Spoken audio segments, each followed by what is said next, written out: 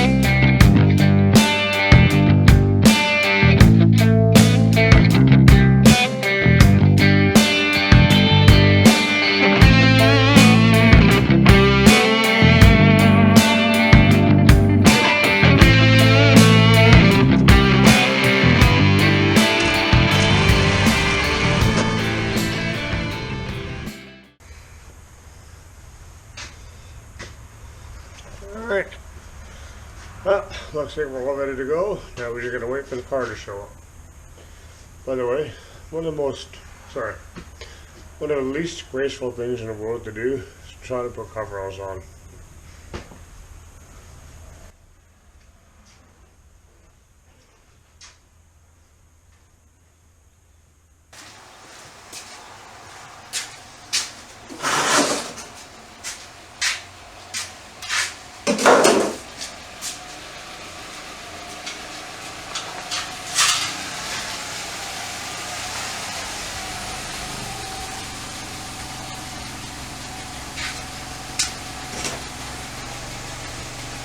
Wow, this thing is so much smaller than my truck.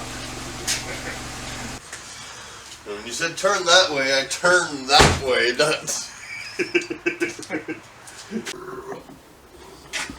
Alright. Alright, we got my cousin Mooch with us today. Hello, hello. Explain to the people what we're doing today. We're doing rotors and pads on a 2018 Rogue.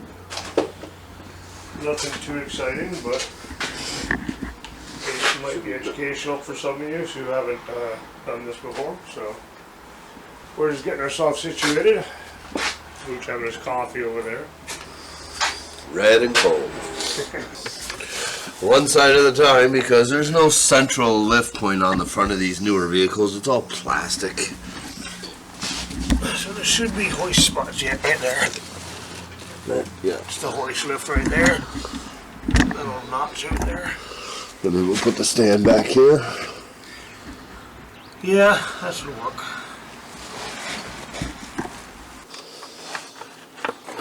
So I'm using a new camera today, or at least I'm using a different camera than I normally do today. I'm using my Nikon D7500. So we're kind of just testing the waters with this one.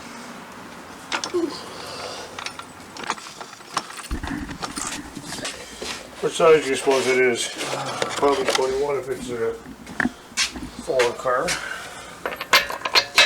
Yep, 21. Generally domestic cars are 19 mil and foreign cars are usually 21. Not always. Usually anything German is 18. Or 17.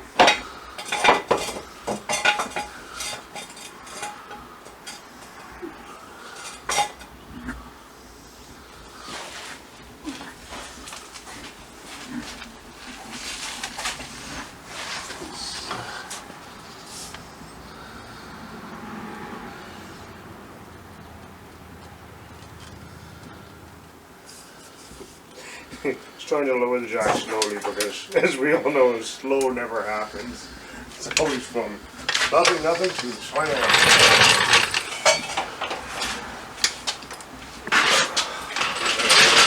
Jack up the other side, same thing. You won't worry with that. You do the magic of editing. It'll be done in 3, 2, And done. See how quick that was?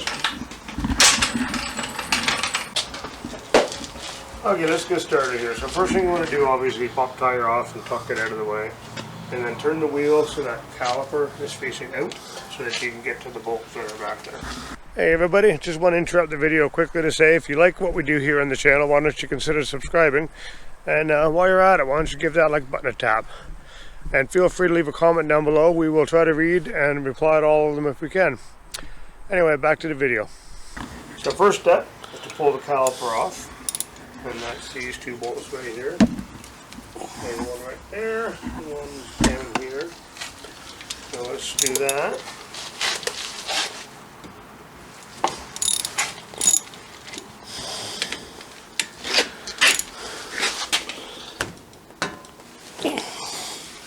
So now you want to get the caliper off. Sometimes you can get it off by hand, sometimes you gotta pry it. Just gotta wiggle it a little bit. There we go, that one came off with the barber. Hangs nicely out of the way on the lower strut. Now if you're concerned, you can put some mechanics wire on that and tie it off so it doesn't fall. Especially if you're going to be doing a lot of hammering. Right. Alright, next step you got to do is you got to get these two bolts here off. There's one there. Mooch's hand is now in the way. Sorry, I was going to get the pads out of the way first. And then there's one right there. And pull that bracket off so you can get the rotor off. If you're not doing the rotor, you don't have to take that off. You can just pull the pads out and do the pads. We're doing the rotor as well, so we're going to be taking that off. Yeah, definitely the pads. Yeah, there's definitely no meat left on those. So we're going to cheat and use an impact gun on this, but you don't need one. You just need some brute force. Yeah, we like our brute force in a gun. This kind of gun.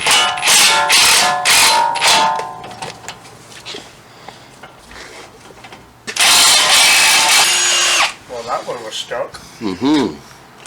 So somebody either cross-threaded that before, or that was just really rusty. Yep.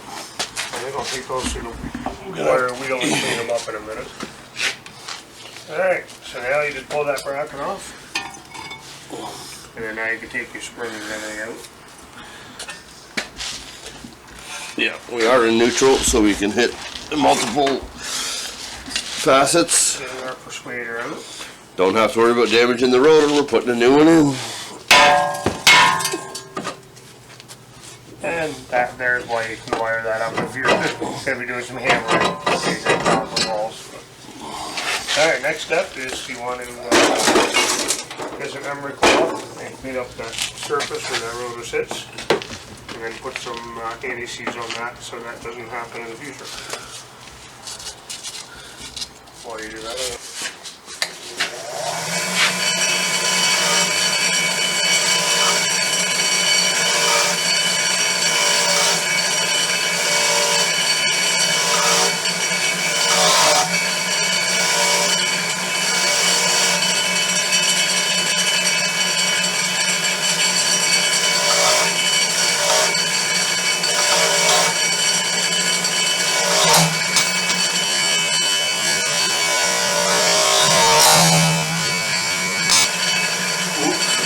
Oops. Hang on tight.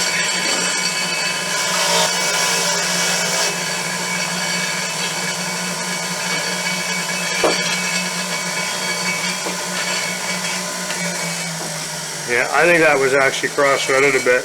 She's got some stretch marks on her. He's trying to remember which is top, which is bottom. Don't ever tight going back in, is it? Yeah, it starts.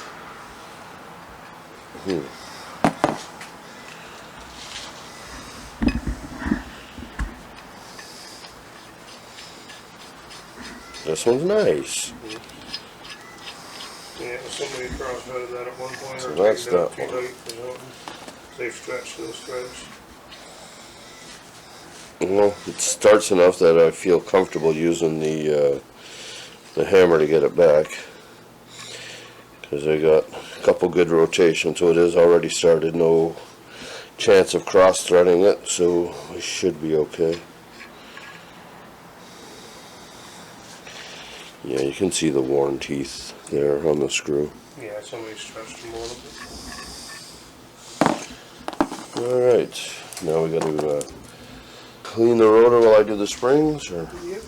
Alright, now I'm going to clean off the rotors here. So you got to clean the rotors before you put them on because there's so much packing grease. And grease and brakes do not mix. Nope, not if you want to stop.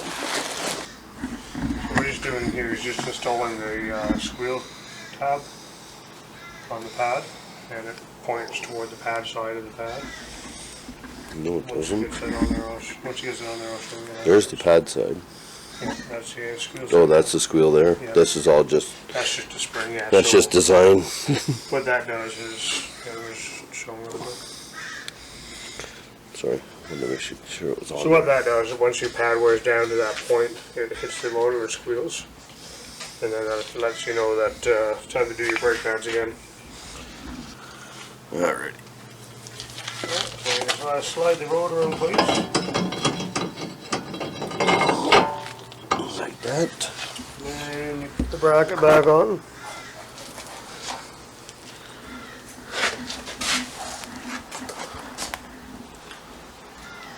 The ugly one's the bottom.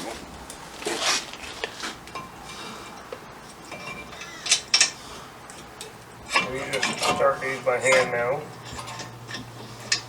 And then once you get it threaded enough, you can put the hammer on it.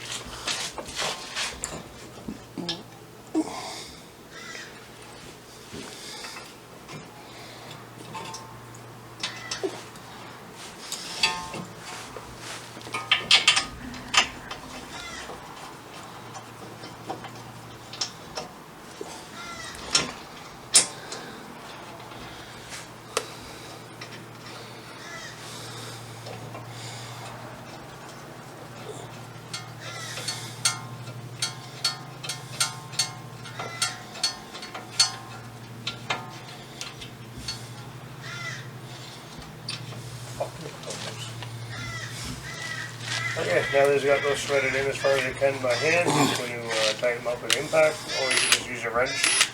Tighten them as tight as you can.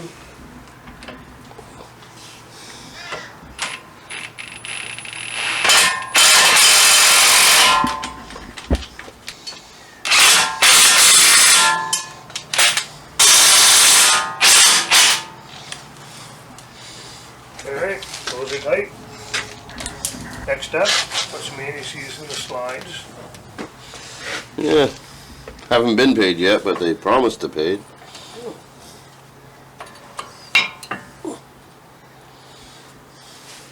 And so once you get the sliders greased up, you put the pads in. So what are you doing there, Mooch? I'm unsetting the spring so I can get the pad in, then I just have to reset the spring after that. Yeah, those little springs are designed to actually hold the pad in place. See, and then it just, there, all back in. Okay. And then after that is Put the caliper back on. And let's get the part back in place before we start using it, right? Usually makes it go easier. Oh shoot, we missed a step. oh, what do we do? We need the C-clamp. Oh, alright. Yeah, we like, next step is to push your piston back. And make sure before you push your piston back that you pop your cap off your reservoir there so that the fluid in the air has somewhere to go. Otherwise you'll blow the seal on that. Some cars with anti-lock brakes you have to actually crack the brake line a little bit before you can do this. This one here we can get away with not doing it. Because this one doesn't have the sensor right there.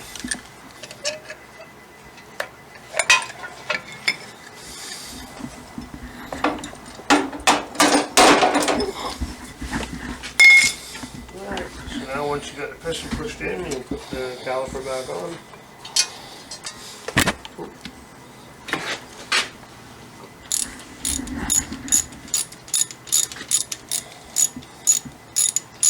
Alright, so what you want to do is just tighten up your caliper bolts. doing the torque, I recommend. We're not going to, but I strongly recommend it. After you do these long enough, you kind of get to know how tight they are by the feel. And then after you tighten them up, put your wheel back on, and then you get in the vehicle and push the pedal a couple of times to make sure that the brake pads come in contact with the rotors before you actually start the car and drive it away. If you don't do that, what'll happen is the first time you hit your brake, you won't make contact, and you'll just keep on going. You won't do nothing. And we had a guy do that in the shop once and almost ran over the boss. And that's how you do the front brakes on a 2018 Nissan Rogue.